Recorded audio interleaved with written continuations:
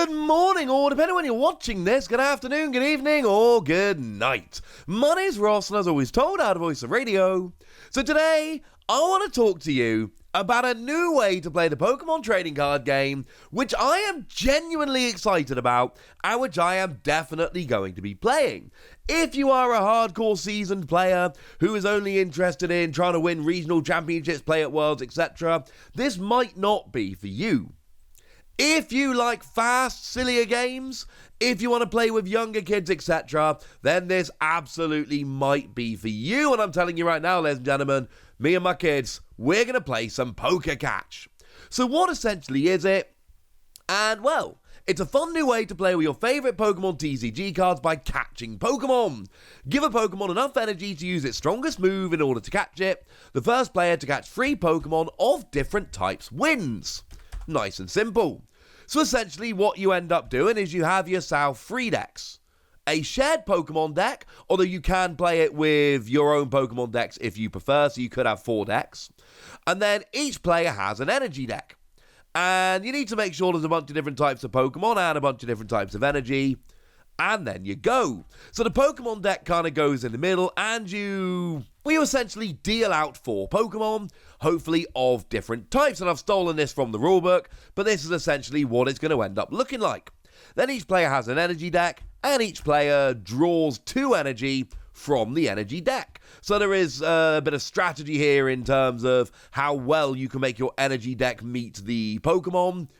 And obviously, it's very much up to you guys whether you have blind Pokemon and it's a bit more luck, or whether you know exactly which Pokemon are in there and you really put your energy in there deliberately. It's up to you exactly how much strategy you put into this. You could make it super simple by having 3 types of Pokemon and 3 types of energy, or you could have all 11 types of Pokemon and then lots of different kinds of energy. I do find it quite interesting that over in the rulebook, they have listed the types of Pokemon, and they have included Fairy there.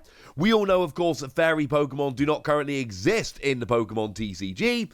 They were taken away, but obviously there are still old versions of the game, old sets, etc., which still do have Fairy Pokemon. And there are some recommendations in the rulebook. So if there are 10 total Pokemon, you need 20 energy, etc. They recommend having double the amount of energy as you have Pokemon. And then during your turn, you draw a card from the energy deck, so you should have 3 in hand. You play an energy to one of the face-up Pokemon, and then you check to see if they have enough energy attached to meet the cost of the biggest attack of that Pokemon, and if so, you catch it. So, at this stage, we need to find a Pokemon which is appropriate. And even though it's a Japanese scan, I'm still going to go for the Mamoswine from Battle Region. Because Mamoswine here has got 2 attacks. One is water double colourless, one is 2 water, 2 colourless. So what that means is you ignore all the other text and the damage, etc. You are just looking at the energy.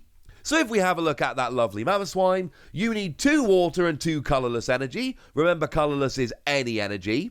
So 2 water and any 2 other energy, and that will be enough to catch the Mamoswine.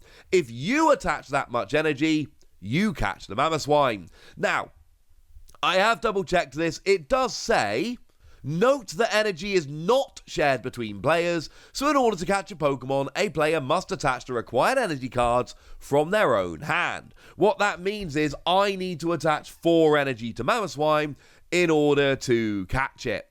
Now, it's not a revision which is actually noted in the rulebook, but one which I think would be very fun to play is an alternate version where energy is shared between the players. So, for instance, if I attach an energy to Mamoswine, my opponent can attach an energy, and then if I attach a 3rd energy, they can attach a 4th and catch it, so we can have a little bit of a game of chicken going on. I do worry that if that happens, we end up in a stalemate where nobody wants to attach energy for fear of helping their opponent. It might be, I haven't actually sat and played a whole bunch of games of this, maybe that wouldn't work, maybe that would make it too predictable, and somebody would end up losing through no fault of their own, but it's definitely a variant I want to have a play around with.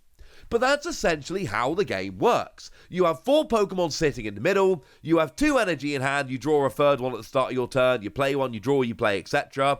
And then when you've attached enough energy to a particular Pokemon, you catch it, and then the first person to get 3 different types of Pokemon ends up actually winning. Now, there is an argument here that this is way too simple. Obviously, whoever goes first, in the example on the board, we've got Roselia, Scorbunny, Shelder, and Pikachu, all of which have their highest attack as double energy. So if I'm playing with my kid goes first, and we both attach an energy every single turn, my kid is going to win. But then there's all kinds of questions of, are there some Pokemon coming out with higher or lower attack costs? Are there enough different types? If a bunch of grass Pokemon keep coming out, but my kid's caught grass and I haven't, then I can catch the grass Pokemon and that's going to get me a little bit closer. This is, I think it's fair to say, a less skill-intensive version of Pokemon. This is going to be the kind of game where it is a lot simpler. You may well see the result coming from a mile off. A lot of the time you'll be taking it in turns to catch Pokemon, and whoever went first is going to end up being the winner, etc, etc. And I don't particularly care, because this is not going to be the next format of the regional championships where we're playing Pokemon trading card game. It's not. But when I look at my kids are 2 and 3 years old, right? My 3-year-old loves Pokemon, the 2-year-old does as well. And trying to teach them about hit points and trainer cards. My daughter and my son, in the nicest way possible, are not going to be learning how to pilot a Mew VMAX Genesect deck anytime soon. Maybe, the lovely Stefan Eriksson, one of our favourites over here, taught his little brother Jesper Eriksson, whose name might sound familiar, to play the Pokemon TCG on his 5th birthday. And then Jesper ended up winning the World Championships in seniors a few years later. But I think a 2 and a 3-year-old, it's probably fair to say, are maybe a little bit little to really start learning the Pokemon TCG. But all I've got to teach him here is, right, look at the colours, look at the symbols. There's a leaf, there's a fist, there's a drop of water, etc. Attach them so they match the card, and then get 3 different colour cards and you win. And, do the classic dad thing of, oh no, I appear to have attached the energy to the wrong place. Now I haven't caught one and you won. Or go the complete opposite way and, crush them every game. I don't know. We'll decide how that comes out. My point is, this is perfect. Or if you just want a super quick game to play with your mates, I think this could genuinely be quite fun. Now, they have suggested some advanced rules. The advanced rules basically is, instead of trying to get 3 different types, you instead aim for 200 HP or more. Now, again, this is not an official format, so you can make any changes you want here. If you want to make it 500 HP, 700 HP, 20,000 HP, and play with a gigantic stack of cards, you absolutely can. Completely up to you. My point is, change it round.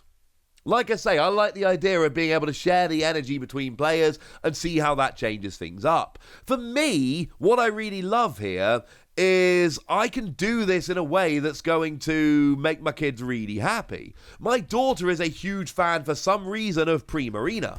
It's not for some reason. She's got a plush that a very, very lovely person bought her a while back, and so she loves Primarina. So what I can do is make sure that there is a Primarina card in there that we can play with. My son, and this one is a little bit inexplicable, we bought a Pokemon Encyclopedia a little while ago, and for some reason, the one Pokemon that really took my son's fancy is Palisand. My 2-year-old son adores Palisand. Well, no prizes for guessing what I'm going to be putting in there. And actually, Palisand here is particularly cool because, of course, I could have 2 different types. Primarina's only come through as a water Pokemon so far, but Palisand, I could actually use both fighting and psychic types there. So I could actually have 2 different types of Palisand. And I love this, ladies and gentlemen. I absolutely love this. No, it is not the most complicated way to play. I think I've been pretty clear about that.